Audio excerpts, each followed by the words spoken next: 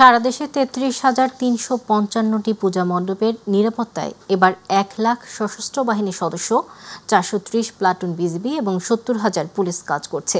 সচিবালয়ে স্বরাষ্ট্র মন্ত্রণালয়ের সভাকক্ষে আইন শৃঙ্খলা সংক্রান্ত কোর কমিটির বৈঠক শেষে জানিয়েছেন স্বরাষ্ট্র উপদেষ্টা জাহাঙ্গীর আলম চৌধুরী। সামাজিক মাধ্যমে পার্শ্ববর্তী একটি দেশ থেকে এবং দেশে বসে কিছু গোষ্ঠী সাম্প্রদায়িক সম্প্রীতি বিনষ্টে গুজব ছড়াচ্ছে, তাদের বিরুদ্ধে কঠোর ব্যবস্থা নেওয়া হবে। এ ব্যাপারে দেশবাসীকে সতর্ক থাকার আহ্বান জানিয়েছেন তিনি। পূজায় কোনো নিরাপত্তার ঝুঁকি নেই জানিয়ে তিনি বলেন, সনাতন ধর্মাবলম্বীদের দুর্গাপূজা নির্বিঘ্নে অনুষ্ঠিত হবে। অবশ্যই ভালো। আমি এই পর্যন্ত চিটাগাঙে পূজা মণ্ডপ পরিদর্শন করেছি, নারায়ণগঞ্জে আমি পূজা মণ্ডপ পরিদর্শন করেছি, আমি মুন্সিগঞ্জে পূজা মণ্ডপ পরিদর্শন করে আসছি, আমি ঢাকা শহরে মেট্রোপলিটন এলাকা পরিদর্শন করি। কোথাও কারো ভিতরে কোনো ধরনের শঙ্কা নেই।